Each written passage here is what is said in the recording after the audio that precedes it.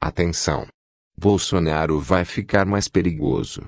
Se o impeachment não avançar já, preparem-se para algo ainda pior do que o recorde global de mortos por Covid-19. Eliane Brum. 07 de abril de 2021. Primeiro, não há a menor condição moral de debater a eleição de 2022. É conversa de gente ruim, que ignora o horror diário do Brasil, que em 6 de abril registrou o recorde de 4.195 mortes por Covid-19. Jair Bolsonaro precisa ser submetido a impeachment já.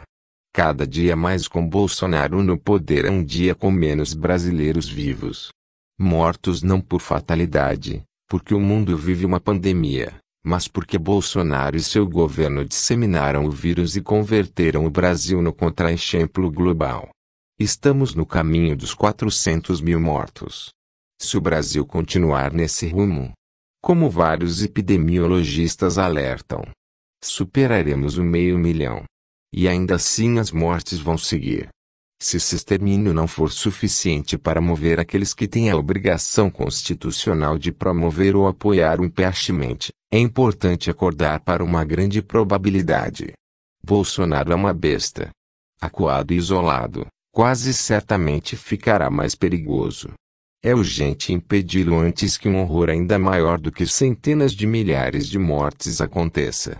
Que Jair Bolsonaro não se importa com ninguém, a não ser ele mesmo e seus filhos homens, é claríssimo.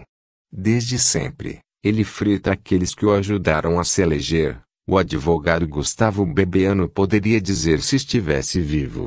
E também aqueles que o ajudaram a se manter governando, o general Fernando Azevedo e Silva que nos conte, já que Bebiano não pode mais. Bolsonaro não tem lealdade a ninguém. Só lhe importam seus próprios interesses. Mais do que interesses, Bolsonaro tem apetites. Só lhe importam seus próprios apetites. Bolsonaro gostou, porém, da popularidade e da ideia de ser o líder de um movimento. Bolsonaro, uma mal acabada mistura de cachorro louco com um bobo da corte, que sugou os cofres públicos como deputado sem fazer nada de relevante por quase 30 anos. Apreciou ser finalmente levado a sério. E isso teve efeito sobre ele, como teria sobre qualquer pessoa. Bolsonaro se elegeu e começou a governar com generais apoiando-o, justamente ele, um capitão que saiu do exército pela porta dos fundos, apenas para não ser preso, mais uma vez. Bolsonaro se elegeu e começou a governar com Paulo Guedes, um economista ultraliberal que tinha as bênçãos dessa entidade metafísica chamada mercado, que tanto opina nos jornais. Sempre nervoso e com humores, mas raramente com rosto. Bolsonaro se elegeu e começou a governar com ainda herói, para muitos, Sergio Moro, com sua capa de juiz justiceiro contra os corruptos. Bolsonaro, que só provocava risadas, de repente era ovacionado como mito, escolhido para liderar um país. Era um delírio, em qualquer mente sã, mas o delírio se realizou porque o Brasil não é um país são. Uma sociedade que convive com a desigualdade racial brasileira não tem como ser sã. Uma maioria de eleitores que votam em alguém que diz que prefere um filho morto num acidente de trânsito a um filho gay e que defende em vídeo que a ditadura deveria ter matado pelo menos uns a 30.000 não pertence a uma sociedade sã. Essa sociedade, da qual todos fazemos parte e portanto somos coletivamente responsáveis, gestou tanto Bolsonaro quanto seus eleitores. Sem jamais perder de vista seus apetites, Bolsonaro acreditou no delírio. A realidade, porém, foi corroendo-o. Finalmente, no terceiro ano de governo, Bolsonaro descobre-se isolado. De bufão do Congresso, uma imagem com a qual convivia sem maiores problemas, virou genocida. A libertação do politicamente correto, que ele anunciou em seu discurso de posse, pode ter liberado vários horrores, a ponto de permitir que um misógino, racista e homofóbico como ele se tornasse presidente. Mas genocídio é um degrau que ainda continua no mesmo lugar. Não dá para fazer piada com genocídio. Quem ainda tem algo a perder começou a se afastar de Bolsonaro, com as mais variadas desculpas, ao longo dos primeiros anos de governo. De Janaína Pascoal a Joyce Hasselmann. Do MBL ao PSL, seu próprio partido. E então Sergio Moro se foi e saiu atirando. E, no final de março, chegou a vez dos militares. Bolsonaro quis dar uma demonstração de força, demitindo um general, e seu apoio nos peitos estrelados das Forças Armadas ficou reduzido a meia dúzia, se tanto, de seus generais de estimação. Bolsonaro ainda precisa conviver com o bafo na nuca do vice Hamilton Mourão. Único não demissível, o general sempre dá um jeito de sutilmente avisar ao país, que já levou 3 vices ao poder desde a redemocratização, 1 por morte e 2 por impeachment, que está ao dispor se necessário for. Mourão está sempre por ali, dando um jeito de ser lembrado. A queda do chanceler Ernesto Araújo foi um ponto de inflexão no governo Bolsonaro. Porque Bolsonaro foi obrigado a demiti-lo, e Bolsonaro não gosta de ser obrigado a nada. Ele fica ressentido como uma criança mimada e reage com malcriação ou violência, o que em parte explica a mal calculada demissão do ministro da Defesa, o equivalente a uma cotovelada para mostrar quem manda quando sente que já manda pouco. Mas principalmente porque Ernesto Araújo era importante para Bolsonaro. Ele era o idiota ilustrado de Bolsonaro, aquele que deveria dar uma roupagem supostamente intelectual a um governo de ignorantes que sabem que são ignorantes. Araújo sempre foi muito mais importante do que o guru Olavo de Carvalho porque era ele o ideólogo do bolsonarismo dentro do governo e trazia com ele a legitimidade, e o lustro, de ser um diplomata, quadro de carreira no Itamaraty, ainda que obscuro. Seu discurso de posse como chanceler era uma metralhadora de citações para exibir erudição. A peça final era delirante, mas cuidadosamente pensada como um documento de fundação do que o então chanceler anunciava como uma nova era. Um delírio. Mas o que é Bolsonaro no poder senão um delírio que se realizou? Perder Araújo ou, pior do que isso, ser obrigado a chutá-lo contra a sua vontade, significa para Bolsonaro que não há mais o simulacro de um projeto para além de si mesmo e o anteparo que isso representava. Não há anseio ou expectativa de ser algo na história. Bolsonaro é agora também oficialmente só ele mesmo. E ele sabe o que é. Bolsonaro converteu o Brasil num gigantesco cemitério. E essa tem sido uma manchete recorrente em jornais das mais diversas línguas. Seu projeto de disseminar o vírus para garantir imunidade por contágio, um barco furado em que o premier Boris Johnson embarcou no início da pandemia, mas pulou fora quando o Reino Unido exibiu as piores estatísticas da Europa, deu ao governo brasileiro o título de pior condução da pandemia entre todos os países do planeta. Se as reuniões presenciais de cúpula estivessem permitidas, Bolsonaro teria dificuldades hoje em se manter ao lado de algum chefe de Estado com autoestima e preocupação eleitoral para posar para um retrato oficial. O brasileiro é visto como pária do mundo e estar perto dele pode contaminar o interlocutor. No cenário global ele não é mito, e sim mico, com o perdão ao animal que, graças a Bolsonaro, hoje vive muito pior em todos os seus habitats naturais. Bolsonaro hoje é radioativo e infectou as relações comerciais do Brasil com o mundo. Grandes redes de supermercados, por exemplo, não querem se arriscar um boicote por vender carne e outros produtos de um país governado por um destruidor da maior floresta tropical do mundo.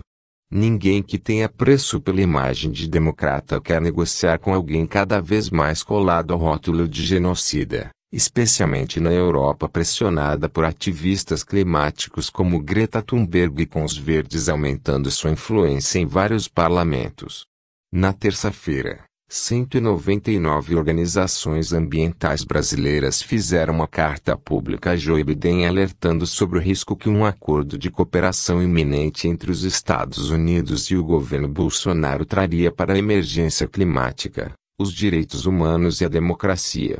A descoberta de que o governo Biden mantém há mais de um mês conversas a portas fechadas com o governo Bolsonaro sobre meio ambiente surpreendeu o mundo democrático. Segundo a carta, as negociações com Bolsonaro, negacionista da pandemia que desmontou a política ambiental brasileira e que foi acusado por indígenas no Tribunal Penal Internacional por crimes contra a humanidade, contaminam a narrativa de Biden, que prometeu em sua gestão lidar com a pandemia, o racismo, a crise climática e o papel dos Estados Unidos na promoção da democracia no mundo. O presidente americano precisa escolher entre cumprir seu discurso de posse e dar recursos e prestígio político a Bolsonaro. Impossível ter ambos, afirma o texto. Depois de mais de 2 anos com Bolsonaro no poder, o Brasil vive um dos piores momentos de sua história. A economia ruiu. O PIB brasileiro é o pior em 24 anos. A fome e a miséria aumentaram.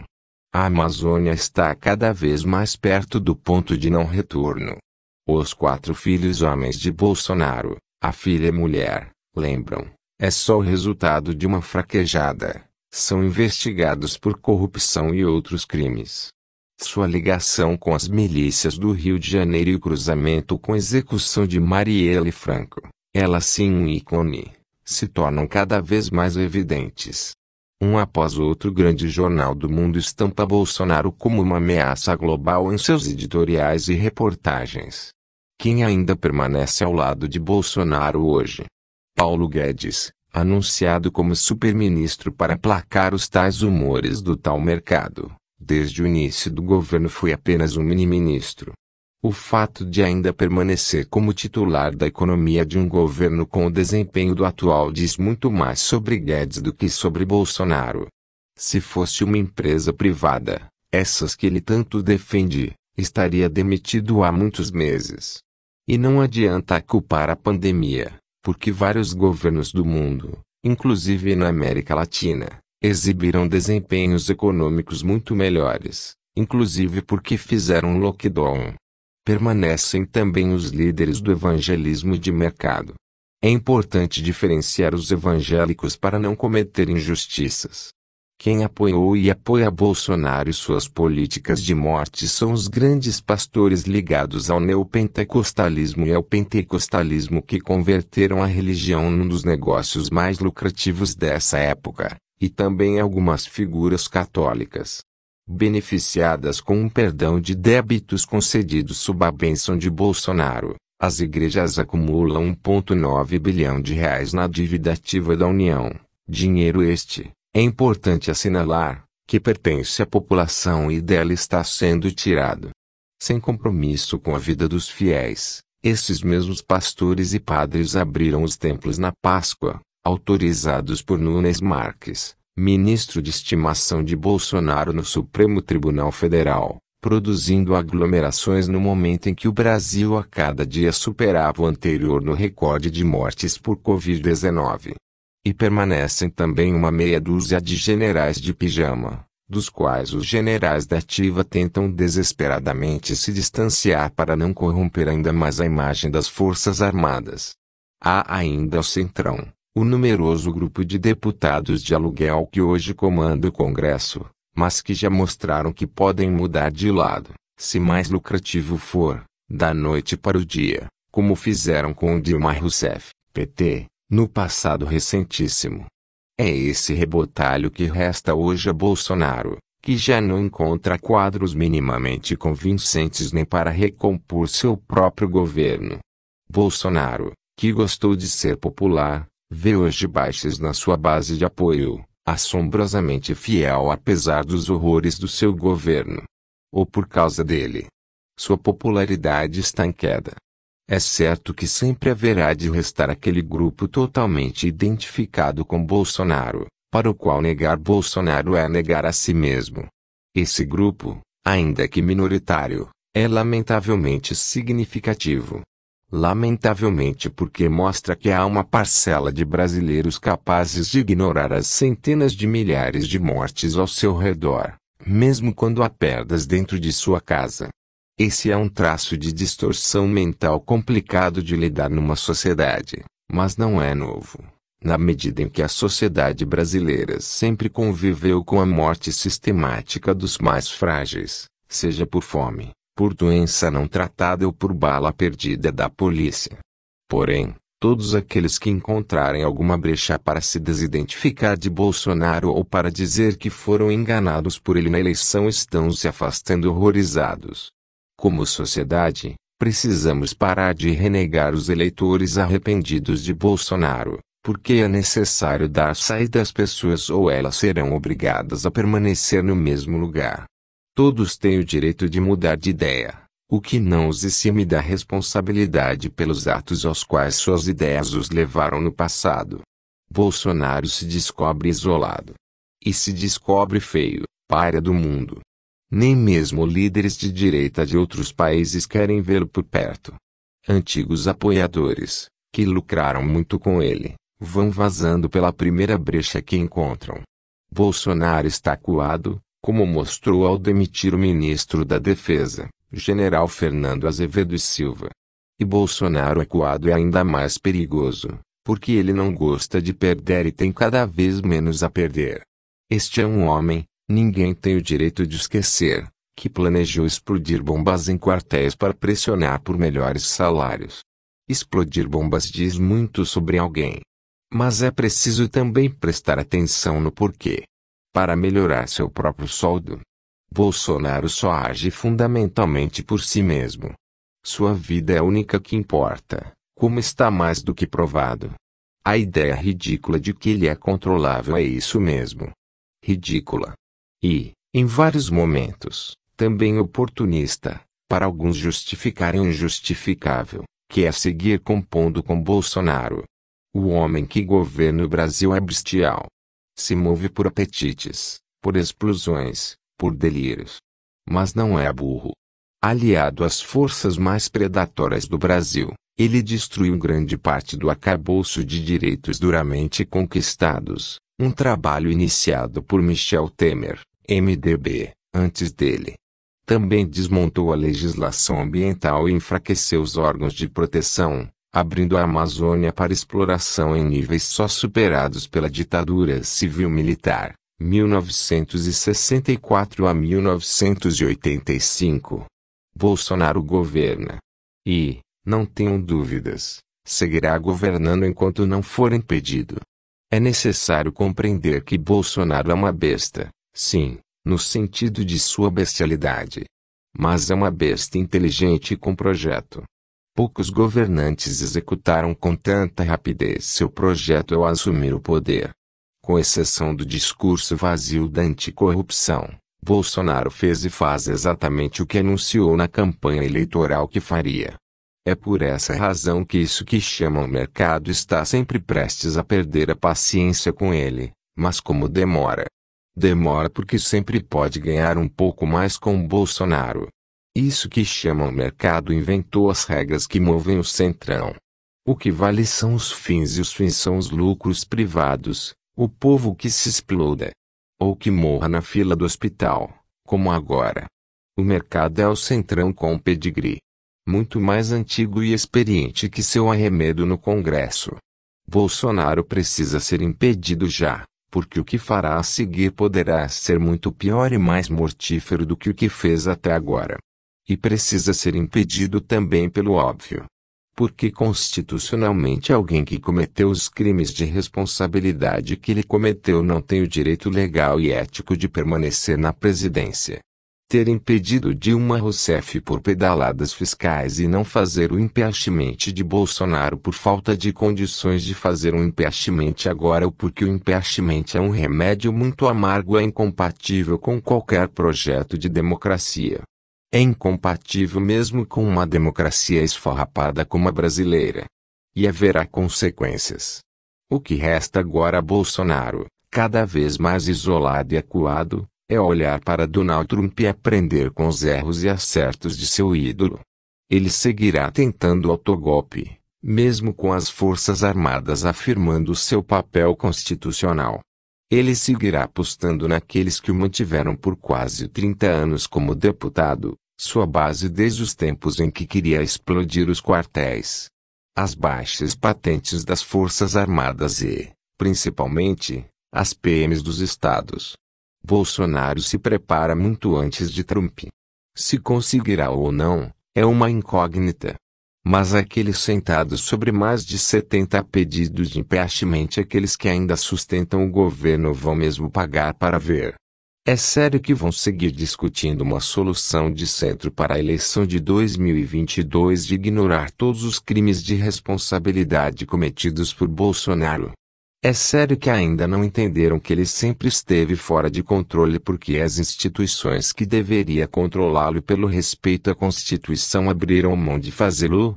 É sério que vão se arriscar a reproduzir no Brasil, de forma muito mais violenta, a insurreição vivida pelo Congresso americano em 6 de janeiro de 2021, quando o Capitólio foi invadido por seguidores inflamados por Donald Trump? Vale lembrar do republicano Mike Pence, vice-presidente no governo de Trump, e do republicano Mitch McConnell, líder do partido no Senado. Deram a Trump tudo o que ele queria, acreditando-se a salvo, até descobrir em 6 de janeiro que também estavam ameaçados. Não se controla bestas. No Brasil, porém, com uma democracia muito mais frágil, qualquer uma das aventuras perversas de Bolsonaro poderá ter consequências muito mais sangrentas. Posso estar errada, mas acredito que Trump não pretendia que houvesse mortes. Ele é um político inescrupuloso, um negociante desonesto, um mentiroso compulsivo e um showman que adora holofotes, mas não acho que seja um matador. Já Bolsonaro é notoriamente um defensor da violência como modo de agir, que defende o armamento da população e claramente goza com a dor do outro. Bolsonaro acredita no sangue e acredita em infligir dor. Perto de Bolsonaro, Trump é um garoto levado com topete esquisito. E Bolsonaro está se movendo. Quantos brasileiras e brasileiros ainda precisam morrer? O Brasil já exibe números de mortos por Covid-19 comparáveis a grandes projetos de extermínio da história. E as covas continuam sendo abertas a uma média diária de quase 3.000 por dia. Grande parte dessas mortes poderiam ter sido evitadas se Bolsonaro e seu governo tivessem combatido a Covid-19. Isso não é uma opinião, é um fato comprovado por pesquisas sérias. O sistema público de saúde está colapsado. O sistema privado de saúde também está colapsado. Hoje não adianta nem mesmo ter dinheiro no Brasil. As pessoas estão morrendo na fila, o que também está comprovado. Hospitais privados de ponta estão racionando o oxigênio e diluindo os sedativos. E as mortes seguem multiplicando-se. A pergunta às autoridades responsáveis, de todas as áreas, no âmbito público e no privado, é: quantas brasileiras e quantos brasileiros mais precisam morrer para que vocês façam seu dever? Muitos de nós ainda morreremos, mas eu garanto, muitos de nós viveremos para nomear a responsabilidade de cada um na história. Seus nomes serão grafados com a vergonha dos covardes e seus descendentes terão o sobrenome manchado de sangue. Não morreremos em silêncio. E os que sobreviverem dirão o nome de cada um de vocês, dia após dia. Eliane Brum é escritora, repórter e documentarista. Autora de Brasil, Construtor de Ruínas. Um olhar sobre o país, de Lula a Bolsonaro.